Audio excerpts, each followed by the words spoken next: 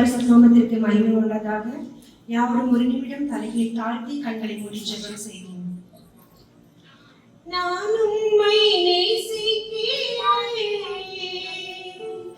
எந்தன் உயிரை பார்க்கிலும் நான் உம்மை நேசிக்கிறேன், எந்தன் உயிரை பார்க்கிலும் ஆராதிப்பேன் உம்மை நான் உம்மை மனதுடன் ஆராதிப்பேன் உம்மை நான் உம்மை மனதுடன். எங்களை அளவுக்கு முக்கியமாக நேசிக்கிறதான எங்கள் ஜீவனுள்ள அன்பின் பரலோக பிதாவே, அப்பா அந்த நல்ல வேலைக்காக மகிழ்ச்சியோடு கொடுத்திருக்கிறோம் சுவாமி. அப்பா உடைய வார்த்தையை தியானிக்கும்படியாக ஆண்டவரே அடிமைக்கு கொடுத்து இந்த நல்ல தருணத்திற்காக நெஞ்சோடு கூட துதிக்கிறோம். அப்பா என்னுடைய வாயின் வார்த்தைகளும் என்னுடைய இருதயத்தின் தியானங்களும் உமக்கு பிரீதியா இருப்பதாக எங்கள் எல்லாவற்றையும் அன்பான இயேசுவின் மூலம் சொல்லுகிறேன் ஜீவனுள்ள அன்பின் பரலோக பிதாவே. ஆண்டவராகிய இயேசு கிறிஸ்து கல்வாரி சிலுவையில் உரைத்ததான முதல் வார்த்தையை தியானிக்கும்படியாக கர்த்தர் எனக்கு பாராட்டின மேலான கிருபைக்காக முதலாவது என் தேவாதி தேவனுக்கு நன்றி பலிகளை எடுக்கிறேன். லூக்கா 23:34 சொல்லுகிறது, அப்பொழுது இயேசு பிதாவே இவர்களுக்கு மன்னியும், தாங்கள் செய்கிறது இன்னதென்று அறியாதிருக்கிறார்களே என்றார்.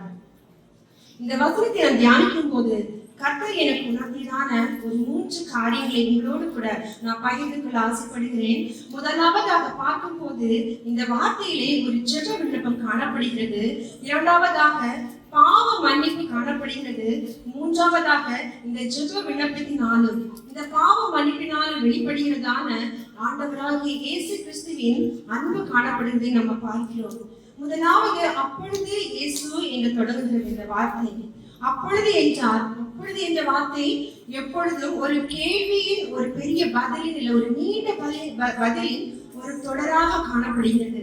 எப்பொழுது ஆண்டவராகிய இயேசு இந்த வார்த்தையை சொன்னார் என்று பார்க்கும் போது பரிசேயர்களும் வேத பாதகர்களும் சதுசேயர்களும் ஆண்டவருடைய வார்த்தையை விசுவாசிக்காத யூத ஜனங்களும் ஆண்டவராகிய இயேசு கிறிஸ்துவை பொறாமை கொண்டு அவரை சிலுவை மரணத்துக்கு ஒப்பு கொடுக்கும்படியாக பொய் சாட்சிகளை சொல்லி 2 கள்வர்கள் மத்தியிலே சிலுவையை அறையும்படியாக ஒப்பு கொடுக்கும் போது அவரை அடித்து அவருடைய சிலுசிலையை முள்முடி சூடி அவர் முகத்திலே துப்பி வாரினால் அடித்து சிலுவையிலே கைகளிலும் கால்களிலும் ஆணிகள் அடிக்கப்பட்டவராய் இரத்தம் சொட்ட சொட்ட நம்முடைய பாஷையில சொல்ல போனா குச்சியிலும் குலையுமா இருக்கும் போது இந்த வார்த்தையை சொல்லுகிறது. அந்த இடத்துல நம்ம இருந்தா என்ன பண்ணிட்டோம்னு ஒரு விஷயம் நினைச்சு பாருங்க. எவ்வளவு சாபம் விட்டுருப்போம் இல்லையா? அதுதான் நம்முடைய மனுஷனுடைய இயல்பு. ஆனா நம்முடைய ஆண்டவராகிய இயேசு கிறிஸ்து சொல்றாரு, பிதாவே இவர்களுக்கு மன்னியும், தாங்கள் செய்கிறது இன்னதென்று அறியாதிருக்கிறார்களே என்றார். முதலாவதாக ஜெப விண்ணப்பம் என்றுதான் ஒரு காரியத்தை இந்த வார்த்தையில நம்ம பார்க்க முடிகிறது. நம்முடைய ஆண்டவராகிய இயேசு கிறிஸ்து இந்த உலகத்துல ஊழியம் செய்வதற்கு முன்பாக 40 நாள் உபவாசம் இருந்து ஜெபித்ததை பார்க்கிறோம். நம்முடைய ஆண்டவராகிய இயேசு கிறிஸ்து ஜெபம் பண்ணியிருக்கிறாரு. அப்படித்தானே? நிறைய இடங்கள்ல நம்முடைய பைபிள்ல சொல்லியிருக்கு. நிறைய தருணங்கள்ல ஆண்டவராகிய இயேசு கிறிஸ்துவும் ஜெபம் பண்ணியிருக்கிறாங்க. மத்தேயு 4:2, மார்க்கு 1:13, லூக்கா 4:1-2 இந்த வசனங்களில் எல்லாம் ஆண்டவராகிய இயேசு கிறிஸ்து 40 நாள் உபவாசம் இருந்து பிதாவை நோக்கி ஜெபம் பண்ணதை நம்ம பார்க்கிறோம். அதே போல மத்தேயு 14:23 ஆண்டவராகிய இயேசு கிறிஸ்து ஜெபம் பண்ணதை பார்க்கிறோம். மத்தேயு 26:39-42-44 சிலுவை பாடுகளுக்கு ஒப்பு கொடுக்கப்படுவதற்கு முன்பதாக கெத்செமனே தோட்டத்திலே அவர் மனசுல வியாகுலப்பட்டு 3 தரம் பிதாவை நோக்கி ஜெபம் பண்ணுவதை நம்ம பார்க்கிறோம். அதே போல லூக்கா 5:16, 6:12, யோவான் 17:1 இந்த வசனங்களை எல்லாம் ஆண்டவராகிய இயேசு கிறிஸ்து ஜெப விண்ணப்பத்தை ஏறெடுக்கிறத நம்ம பார்க்கிறோம். அதே போல யோவான் 11:41-42 மரித்த லாசருவை உயிரோடு எழுப்புறதுக்கு முன்னால ஆண்டவராகிய இயேசு கிறிஸ்து பிதாவை நோக்கி பார்த்து ஜெபம் பண்ணி விண்ணப்பம் பண்ணி அவனை உயிரோடு எழுப்புறதை நம்ம பார்க்கிறோம். ஆண்டவராகிய ஆண்டவராகிய இயேசு கிறிஸ்து மட்டும் ஜெபம் பண்ணறது இல்ல, ஆண்டவர் நமக்கும் எப்படி ஜெபம் பண்ணணும்னு சொல்லி கொடுத்திருக்கிறாரு. அப்படித்தானே மத்தேயு 6ஆம் அதிகாரம் வசனங்கள் 5 - 13 வரை நம்ம எப்படி ஜெபம் பண்ணணும் அப்படின்னு மிக அழகா சொல்லி கொடுத்திருக்காங்க. லூக்கா 11:2 நமக்கு எல்லாருக்கும் தெரிந்த ஒரு ஜெபம், ஆண்டவருடைய ஜெபம். பரமண்டலங்களில் இருக்கிற எங்கள் பிதாவே அந்த ஜெபம் நம்ம ஆண்டவர் நமக்கு சொல்லி கொடுத்துட்டாரு. பிலிப்பியர் 4ஆம் அதிகாரம் 6 இப்படியாக இயேசு சொல்றாங்க, நீங்கள் ஒன்றுக்கும் கவலைப்படாமல் எல்லாவற்றையும் குறித்து உங்கள் விண்ணப்பங்களை ஸ்தோத்திரத்தோடே கூடிய ஜெபத்தினாலும் வேண்டுதலினாலும் தெரியப்படுத்துங்கள் அப்படின்னு சொல்றாங்க. மத்தேயு 5ஆம் அதிகாரம் 44 மத்தேயு 5:44 நான் உங்களுக்கு சொல்லுகிறேன், உங்கள் சத்துருக்களை சிநேகியுங்கள், உங்களை சபிக்கிறவர்களை ஆசீர்வதியுங்கள், உங்களை பகைக்கிறவர்களுக்கு நன்மை செய்யுங்கள், உங்களை நிந்திக்கிறவர்களுக்காகவும் உங்களை துன்பப்படுத்துகிறவர்களுக்காகவும் ஜெபம் பண்ணுங்கள். நம்ம எவ்வளவு நாள் எத்தனை வாட்டி நம்ம இந்த ஜெபத்தை நம்ம ஏறிட்டு யாராவது நமக்கு ஒரு கஷ்டத்தை கொடுத்தாங்க, இல்ல நம்மளை ஹர்ட் பண்ணாங்க, நமக்கு ஒரு துரோகம் பண்ணிட்டாங்க, நம்ம என்ன பண்ணுவோம்? அவங்களுக்காக ஜெபம் பண்ணுவோமா? ஜெபம் பண்றது இல்ல பொதுவா. ஆனா ஆண்டவர் என்ன சொல்றாரு? உங்களை துன்பப்படுத்துகிறவர்களுக்காகவும் உங்களை நிந்திக்கிறவர்களுக்காகவும் ஜெபம் பண்ணுங்கள் என்று சொல்றாரு. அடுத்தபடி நம்ம பாவ மன்னிப்புக்கான ஒரு காரியத்தை பார்க்கும் போது இந்த வார்த்தையில பிதாவே இவர்களுக்கு மன்னியும், தாங்கள் செய்கிறது இன்னதென்று அறியாதிருக்கிறார்களே என்கிறார் என்ற அந்த பாவ மன்னிப்பை பார்க்கிறோம். இந்த வார்த்தையை ஆண்டவராகிய இயேசு கிறிஸ்து பிதாவிடத்தில் சொல்றதுக்கு முன்னதாகவே ஏசப்பா மன்னிச்சிட்டாரு. அப்படித்தானே? ஏசப்பா மன்னிச்சா, ஏசப்பா பிதாவே நான் உங்களை மன்னிச்சிட்டேன், என்னை கஷ்டப்படுத்தினவங்கள, என்னை துன்பப்படுத்தினவங்கள, என்னை நிந்தைக்கு ஆளாக்குனவங்கள நான் மன்னிச்சிட்டேன், பிதாவே நீரும் மன்னியும் என்று அவரோட கிட்ட விண்ணப்பம் செய்கிறத, ஒரு பாவ மன்னிப்பு கொடுக்கறத நம்ம பார்க்க முடியும். நம்ம வீட்டுல சில நேரம் பிள்ளைங்க ஏதாவது தப்பு பண்ணிட்டாங்கன்னா அப்பா அடிக்கும் போது அம்மா என்ன சொல்லுவாங்க? அவங்க மனசுல மன்னிச்சுட்டு போட்டு நீ அடிக்காதுங்க, அவன் தெரியாம தப்பு பண்ணிட்டான் அப்படின்னு சொல்லுவாங்க.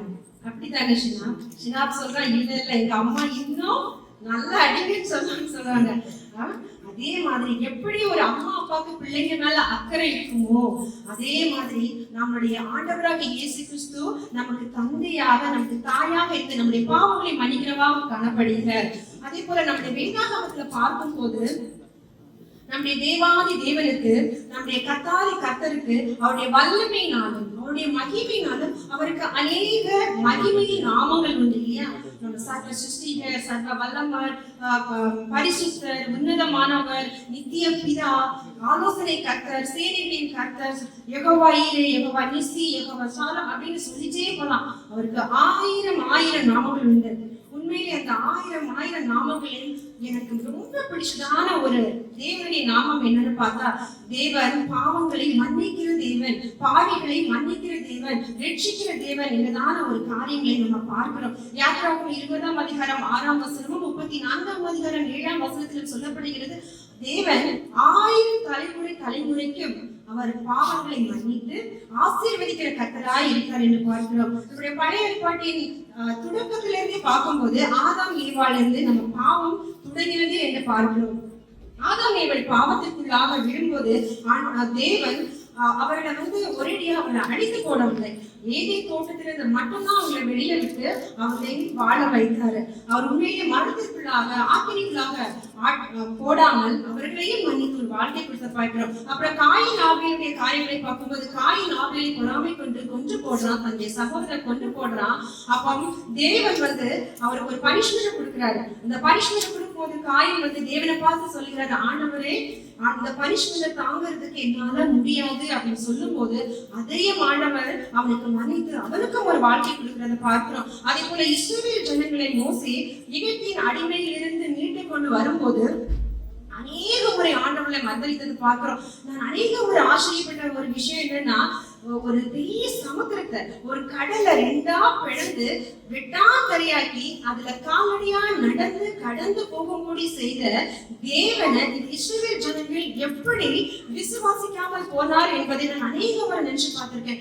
எப்போ ஒரு குறை அவங்க தண்ணீர் இல்லையா அவங்க முறுமுறுப்பாங்க, சாப்பாடு இல்லையா உடனே முறுமுறுப்பாங்க. அவங்க மண்ணா கொடுத்தது, காடை கொடுத்தது, தண்ணீர் கொடுத்தது, கண்மலையிலிருந்து தண்ணீர் கொடுத்த தேவனை கூட அவர்கள் விசுவாசியாமல் வணங்கா கழிக்கிற ஜனங்களாக அநேக முறை பின்தங்கி போய்கிட்டே இருந்தாங்க. அதெல்லாம் கூட தேவன் மன்னித்து தேவன் அவங்களுக்கு வாக்கு கொடுத்ததான கானான் தேசத்திற்கு அவர்களை வழிநடத்தி கொண்டு போறதை பார்க்கிறோம். அதே மாதிரிதான் அவருடைய ஒரே பேரான நேசகுமாரனாகிய நம்முடைய ஆண்டவராகிய இயேசு கிறிஸ்து இந்த உலகத்தில் மனிதனாக பிறந்து இந்த மனிதர்களின் பாவங்களை மன்னித்து பரம காரணத்துக்கு கொண்டு செல்லும்படியாக அவர் அநேக சுவிசேஷங்களை அறிந்து ஊழியம் செய்து அற்புதங்களையும் அதிசயங்களையும் அடையாளங்களையும் செய்து வந்தார். அப்பொழுது அந்த காலங்களில அநேக மனிதர்களின் பாவங்களை மன்னித்ததை நம்மளால பார்க்க முடிகிறது. முதலாவது வேதத்துல பார்க்கும்போது மத்தேயு 9ஆம் அதிகாரம் 6ஆம் வசனம், லூக்கா 5ஆம் அதிகாரம் 20ஆம் வசனத்துல ஒரு திமிர்வாதக்காரனை பார்த்து மனுஷனே உன் பாவங்கள் உனக்கு மன்னிக்கப்பட்டது என்று சொன்னதை பார்க்கிறோம். லூக்கா 7:47 நாயின் உரிய ஒரு பாவியாகிய ஒரு ஸ்திரீயின் பாவங்களை மன்னிக்கிறத பார்க்கிறோம். யோவான் 8ஆம் அதிகாரம் 18ஆம் வசனத்துல ஒரு விபச்சாரத்தில் பிடிப்பட்டதான ஒரு ஸ்திரீயை மன்னிக்கிறத நம்ம பார்க்கிறோம். அதே மாதிரி ஆண்டவராகிய இயேசு கிறிஸ்துவை விசுவாசிக்கிற ஜனங்களை துன்பப்படுத்தி அவர்களை கொலைக்கு ஆளாக்கும்படியாக கஷ்டப்பட்டதான சவுலை கூட ஆண்டவர் சந்தித்து அவரை மன்னித்து அவரை ஒரு பவுலாக மாற்றி அவருக்கு ஒரு வாழ்வை கொடுத்ததை, அவருக்கு நித்திய ஒரு பாத்திரத்தை அவருக்கு கொடுத்ததை நம்ம பார்க்க முடிகிறது.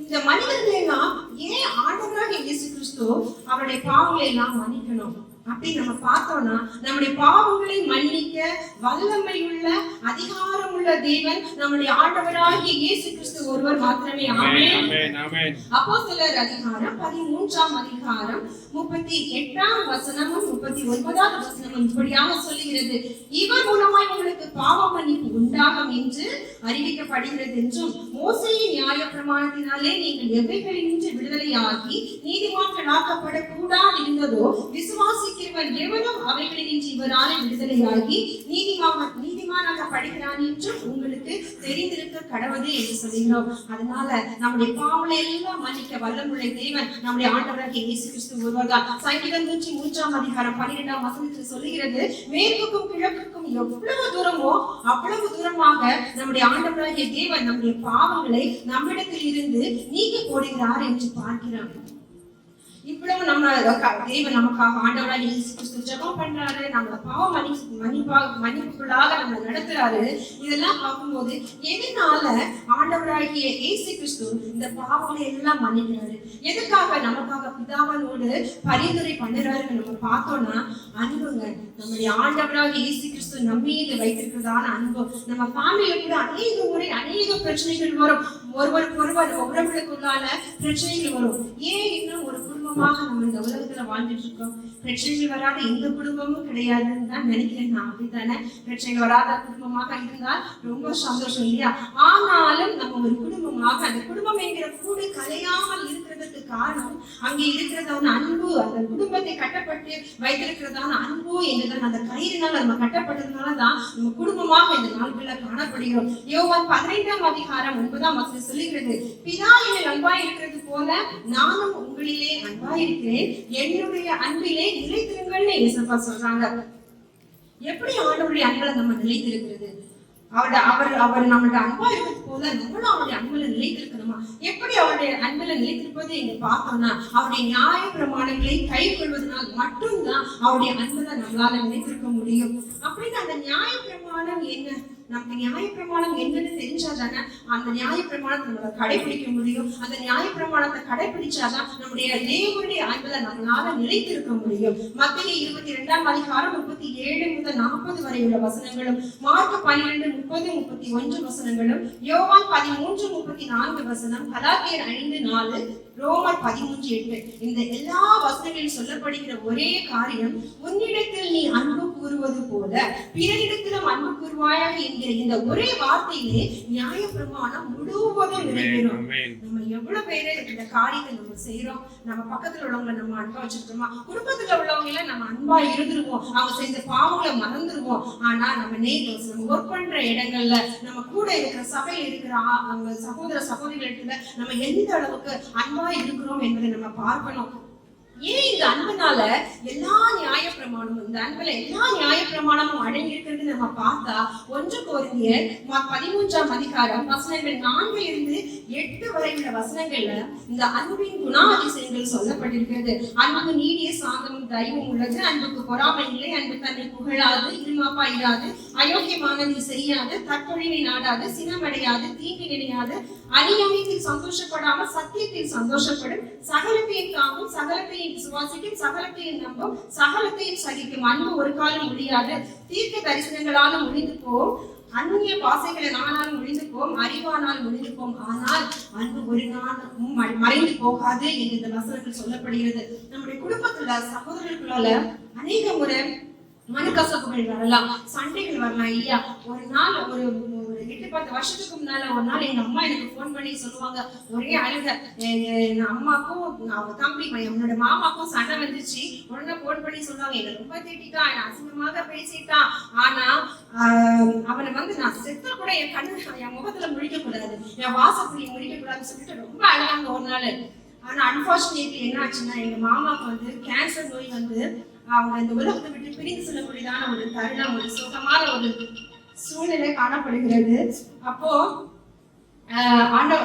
என்ன சொன்னாங்கன்னா, முதல்ல எங்க அம்மாவை போய் பார்த்தது கண்ணீரோடு சொல்லி பார்த்தது எங்க அம்மா தான், எங்க மாமாவை போய் பார்த்தது. ஏன்னா எந்த வார்த்தைகள் எவ்வளவு மனக்கஷ்டம், கோபத்துல ஏதாவது சொல்லிடுவோம் இல்லையா? ஆனால அன்புனால அந்த கஷ்டங்கள், அந்த பேச்சுக்கள் எல்லாத்தையும் நம்ம மறந்துடும் இல்லையா? அதே போல மத்தேயு 5ஆம் அதிகாரம் 24 சொல்லுகிறது, நீ ஆண்டவருக்கு முன்னால காணிக்கை செலுத்த வருவதற்கு முன்னால உன்னுடைய சகோதரனோடு உனக்கு குறை உண்டு என்று நீ நினைவு கூர்ந்தால் முதல்ல அவனை போய் ஒப்புரமாகிட்டு வந்து பின்பு ஆண்டவருடைய சமூகத்துல காணிக்கை செலுத்து அப்படின்னு சொல்றாங்க. அதே நம்முடைய ஜுடிஷியல் சிஸ்டத்துல நம்ம பார்த்தோம்னா, ஒரு கொலையாளியை ஒரு குற்றவாளியை அவனுக்கு தூக்கு தண்டனை கொடுக்கும் போது கடைசியா அவங்ககிட்ட ஒரு தூக்கு தண்டனை போடுறதுக்கு முன்னால அவனோட கடைசி ஆசையை கேட்பாங்க. அப்படிதான் இதுதான் நமக்கு எல்லாருக்கும் தெரிந்த விஷயம். அவனுக்கு என்ன ஆசையோ அதை நிறைவேற்றும்படியாக செய்வாங்க. இந்த நாட்களில் கூட ஆண்டவராகிய இயேசு கிறிஸ்து உலகத்துல அநேக வார்த்தைகளை, உபதேசங்களை, ஊழியங்களை செய்து நம்ம எல்லாம் பாவத்தை மீட்கும்படியாக செய்தாலும் கடைசியில சிலுவையில தொங்கிக்கிட்டு கேட்கிறாங்க. சிலுவையில தொங்கிக்கிட்டு சொல்லிக்கிறாங்க, ஒவ்வொரு வார்த்தைகளும் நம்ம அன்பா இருக்கணும், நம்ம பாவ மன்னிப்பு கொடுக்கணும், நம்ம அடுத்தவங்களுக்காக ஜெபம் பண்ணணும், ஒவ்வொரு வார்த்தைகளையும் சொல்லுங்க நம்ம கண்டிப்பா கடைபிடிக்கணும். கொலோசியர் 3ஆம் அதிகாரம் 13 ஒருவர் தாங்கி ஒருவர் பேரில் ஒருவருக்கு குறை உண்டானால் கிறிஸ்து உங்களுக்கு மன்னித்தது போல ஒருவருக்கொருவர் மன்னியுங்கள். யோவான் 13:5 நான் உங்களுக்கு செய்தது போல நீங்களும் செய்யும்படி உங்களுக்கு மாதிரியை காண்பித்தேன். அதே போல மத்தேயு 5:44 உங்களை கஷ்டப்பட்டவர்களுக்காக, உங்களை துன்பப்பட்டவர்களுக்காக நீங்க கண்டிப்பா பிரேயர் பண்ணணும்னு இயேசுப்பா சொல்றாங்க. இந்த நியாய பிரமாணத்தை நம்ம கண்டுபிடித்தாலே நிச்சயமாக நம்ம பரம காணானுக்கள் நம்முடைய ஆண்டவராகிய இயேசு கிறிஸ்து நிச்சயமாக அழைத்து செல்வார். இந்த வார்த்தையினாலே தேவனாவே நம்மை ஆசீர்வதிப்பாராக. ஆமென்.